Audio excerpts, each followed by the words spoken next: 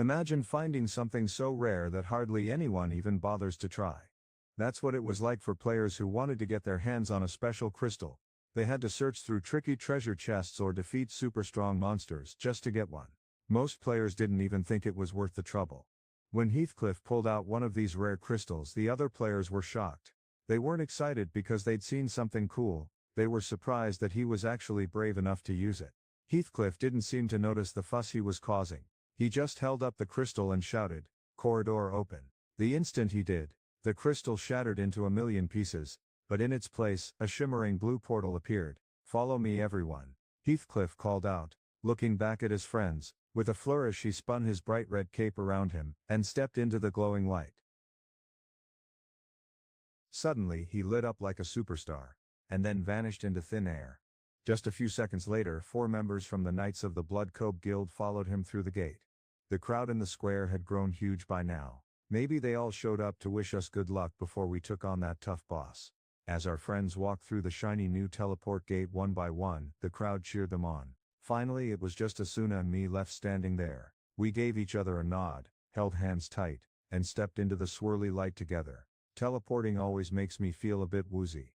When my eyes finally focused again, I found myself inside the labyrinth, standing in a super wide hallway.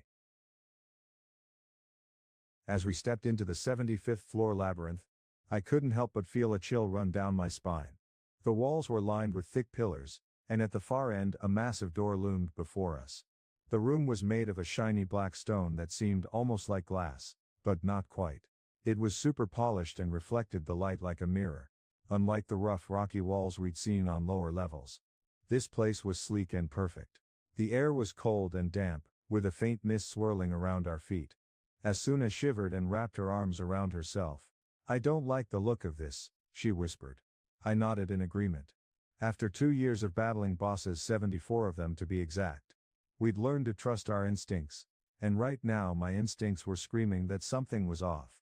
I glanced around at the other players, about 30 of them, all huddled together in small groups of 2 or 3. They had their game windows open, ready for action. Asuna and I exchanged a nervous look. We knew that the tougher the boss, the more epic its lair would be, and this place was definitely epic. But not in a good way. We were all getting our gear in order, but you could tell everyone was on edge. I wrapped my arm around Asuna, and pulled her close to one of the pillars. She felt really fragile, and I couldn't help but feel a little nervous too. My heart was racing with anticipation. Asuna leaned in and whispered, "It's gonna be okay, I've got your back." But that wasn't what was worrying me. Before I could say anything, she smiled mischievously, and added, "And you can watch out for me too." I couldn't help but smile back. "You bet I will," I said, giving her a squeeze before letting go.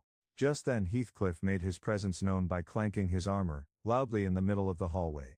"Is everyone ready?" he boomed to the group. Here's the rewritten text. We're going in blind, we don't know what kind of attacks this boss is capable of. The Knights of the Blood will take the lead, and try to absorb the hits. We need to watch closely and strike back when we can. Be ready for anything. Everyone nodded. But no one said a word. Heathcliff wished us luck in a quiet voice, then walked over to the big obsidian door. He put his hand on it, and we all got nervous.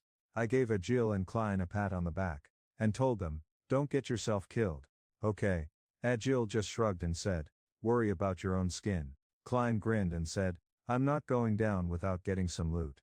They sounded brave, but we were all pretty scared.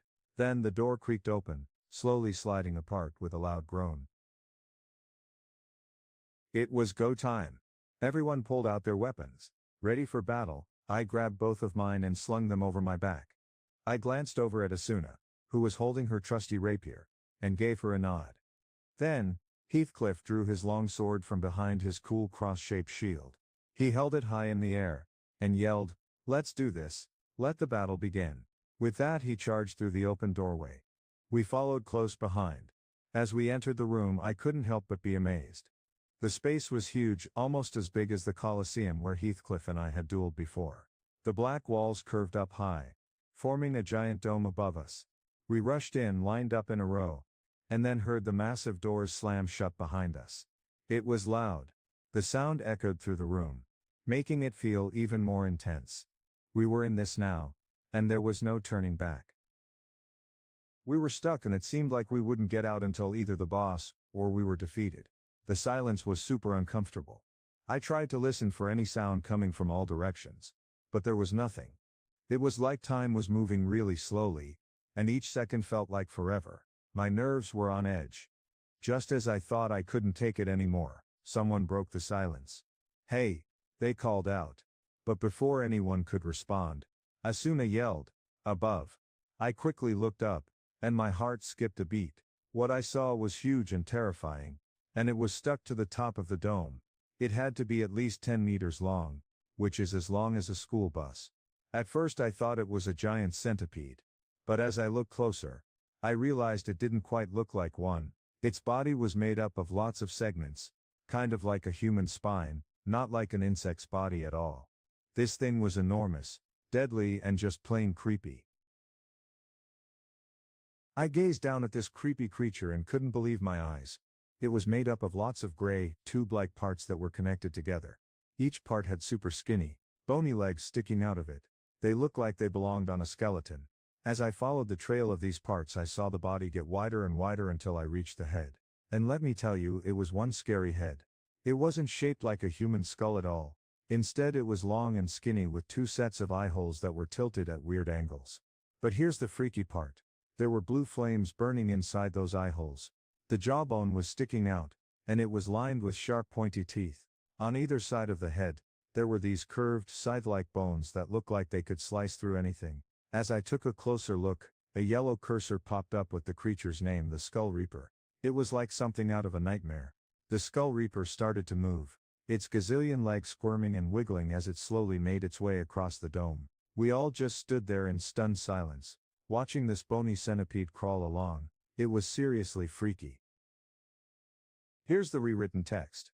Out of nowhere, the giant centipede let go of the ceiling, and came crashing down on top of us. "Move it, keep back," Heathcliff yelled, his voice cutting through the chilly air. We all sprang into action, trying to get out of the way, but 3 of our friends weren't fast enough. They looked up, unsure which direction to run. "This way," I shouted at the top of my lungs. They finally took off, but it was too late. The centipede landed with a huge thud, shaking the floor beneath our feet. The 3 guys stumbled, and lost their balance. Then, the monster swung its long bony claw. It was as big as a person, and swiped at them. They went flying through the air, tossed from behind like they weighed nothing.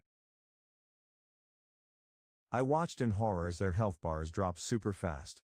They went from safe to warning zone to danger zone in seconds. Then, just like that, they hit 0. Their bodies were still in mid-air when they shattered into pieces. The explosions were so loud they echoed off the walls of the chamber.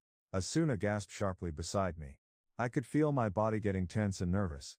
How did they die from just one hit? In the virtual world of SOO, players get stronger by leveling up and learning new skills. When you level up, your health bar gets bigger. So even if you're not a great fighter, you're less likely to die if you have a high enough level.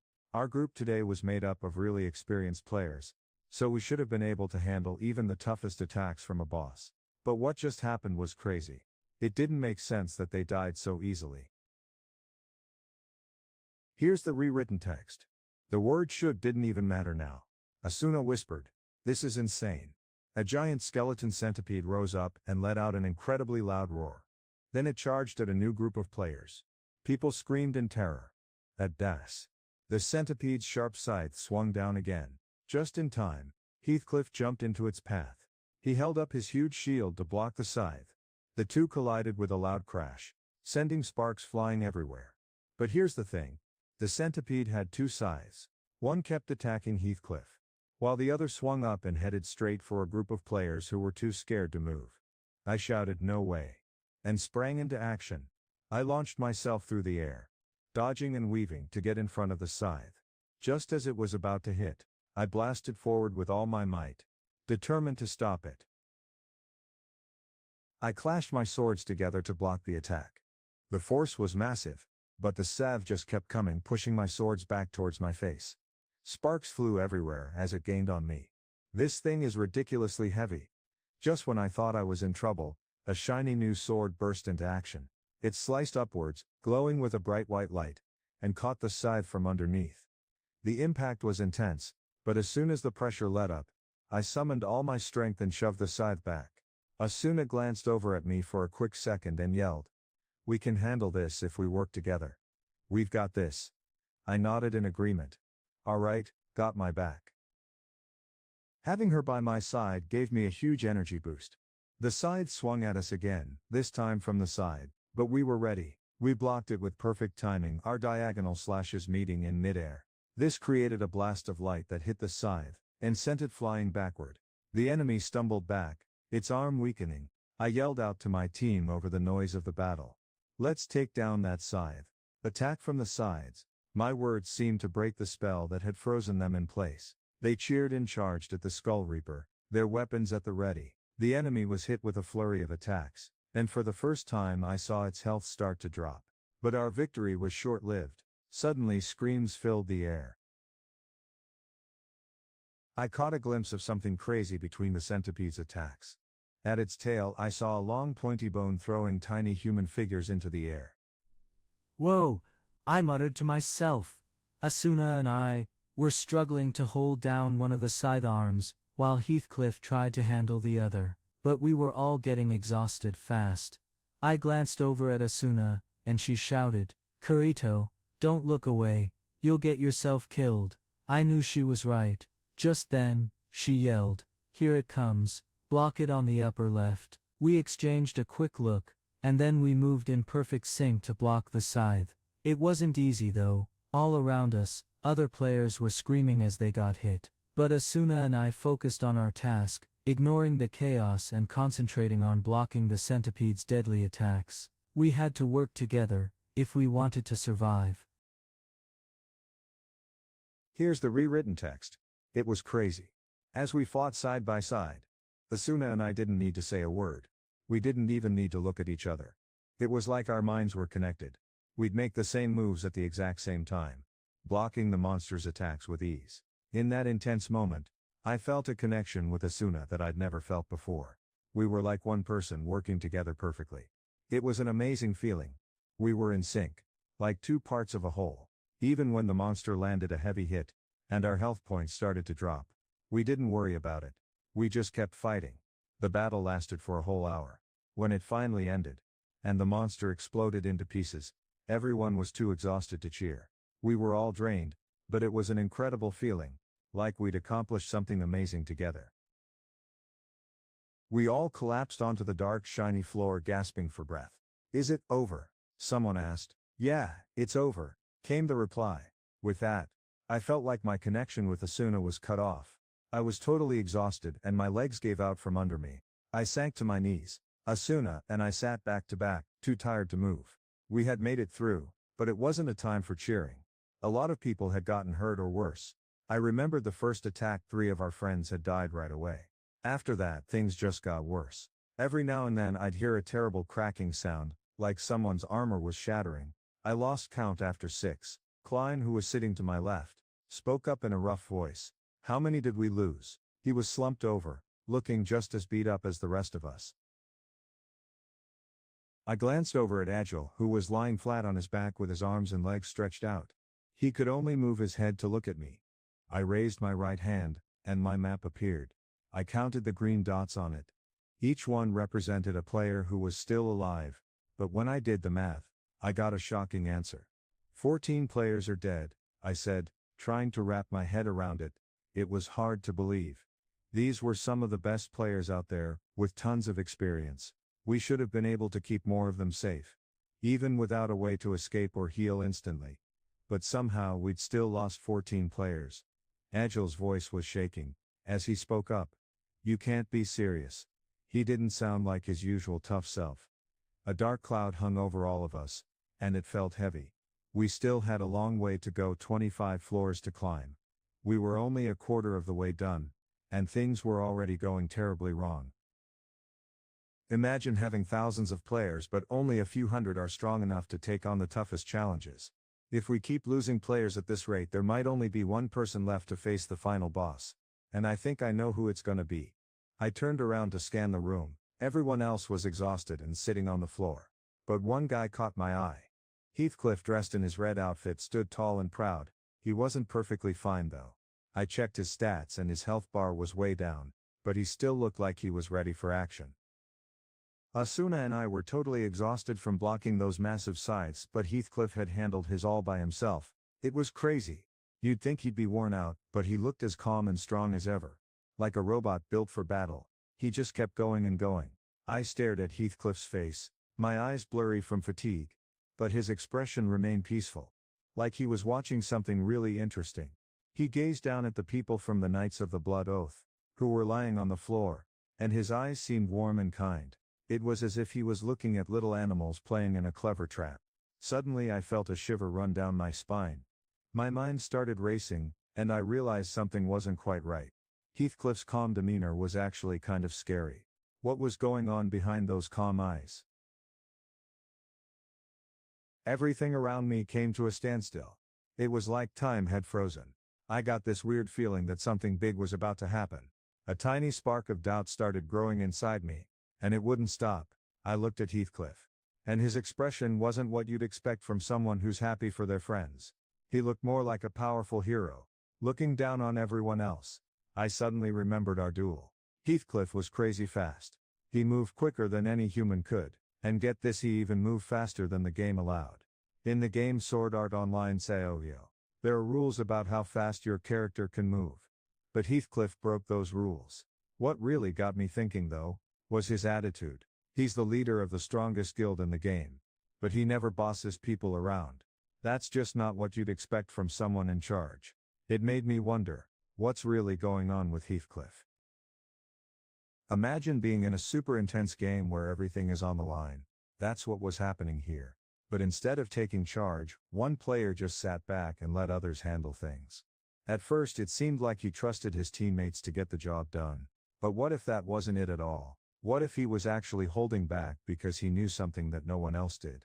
This guy didn't seem like a regular computer-controlled character.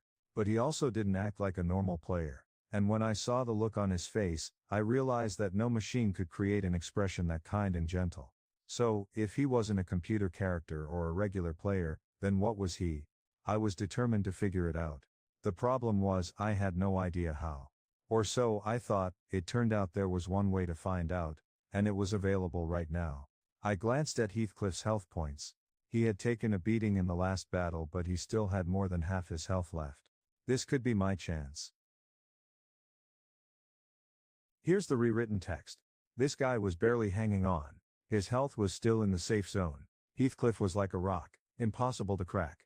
I'd never seen him get worried during our fight, except for one moment when I almost knocked his health down to 50%.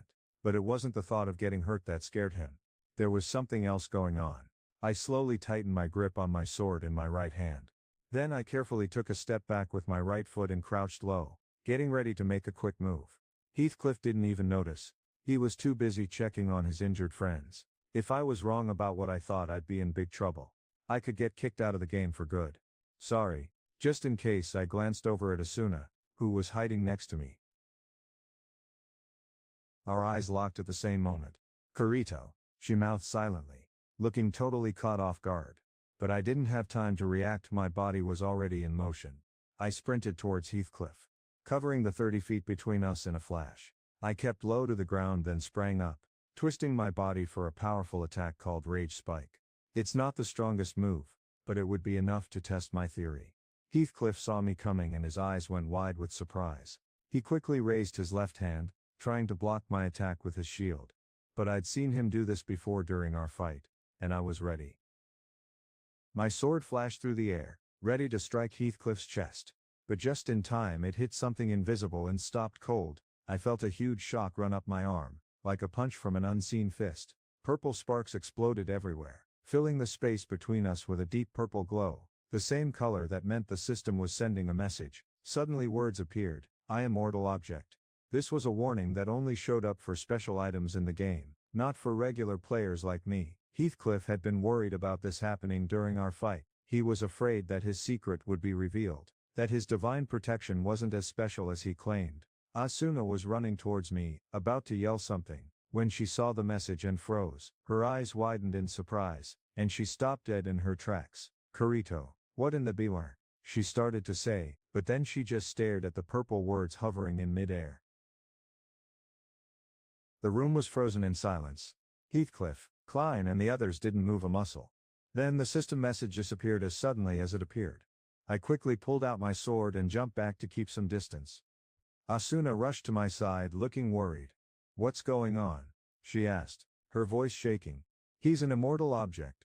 What does that even mean?" But Heathcliff just stared at me with a stern expression. His eyebrows furrowed in concern. He didn't bother to answer Asuna's question. I decided to explain instead. My sword still at the ready. "Here's the truth," I said. "The system is set up to keep his health points from ever getting too low. It's like he has a special shield that never goes away." I paused, trying to make sense of it all. Only certain things in the game can be labeled as immortal objects, like the environment, non-player characters, and system managers. But players? No way. That's not supposed to happen. "Wait a minute," I said, looking up. "There's something that's been bugging me since I got here. I thought for sure someone had to be watching us, making sure everything in the game runs smoothly." I locked eyes with the Crimson Paladin, but then I remembered something really important, something even a kid would know. Watching someone else play a video game is super boring. Isn't that right, Ikito Kayaba? The room fell silent, like everyone was holding their breath. Heathcliff just stared at me, his face calm and expressionless. Nobody moved or made a sound. It was like time had frozen. Asuna stepped forward, her eyes looking empty and expressionless. She whispered, "Commander, is this really true?" But Heathcliff just tilted his head and didn't answer. Instead he asked, "How did you figure it out?" Asuna thought back to their duel. "I noticed something weird when we fought. You moved way too fast at the end." Heathcliff's face finally showed some emotion, a small twisted smile. "I made a mistake," he said. "You attacked me so strongly that I had to use the game's help to survive." Heathcliff nodded slowly, still looking a bit grim. "My plan was to keep my secret safe until we reached the 95th floor, he said. But now it seemed like that plan had fallen apart. Asuna's discovery had changed everything. Here's the rewritten text. Just as we thought, things couldn't get any crazier. Heathcliff turned to face us with a sneaky grin. It was like he was trying to seem cool and distant at the same time. Then he dropped a bombshell. "My name is actually Akihiko Kayaba, and I'm the final boss of this game." Asuna's eyes went wide, and she stumbled a bit. I caught her with my right hand and kept staring at Heathcliff. I was shocked. "You're kidding me," I said. "The best player in the game turns out to be the bad guy. That's just lame." Heathcliff shrugged. "I think it's pretty cool, actually. We had some good times playing together. But I have to admit, I didn't expect you guys to figure out my secret so soon. I thought I knew what made you tick, but boy was I wrong. Akihiko Kayaba, the creator of this crazy game, and the guy who trapped 10,000 players, flashed his famous dry smile and shrugged. Heathcliff might look totally different from the real Kayaba, but he had the same robotic vibe as that mysterious avatar, who appeared out of nowhere on that fateful day. Kayaba's smile still lingered as he kept talking. "To be honest, I always thought you'd be the one to come after me in the end. You see, out of all the special skills in the game, Dual Blades is reserved for the player with the fastest reflexes. And that's you.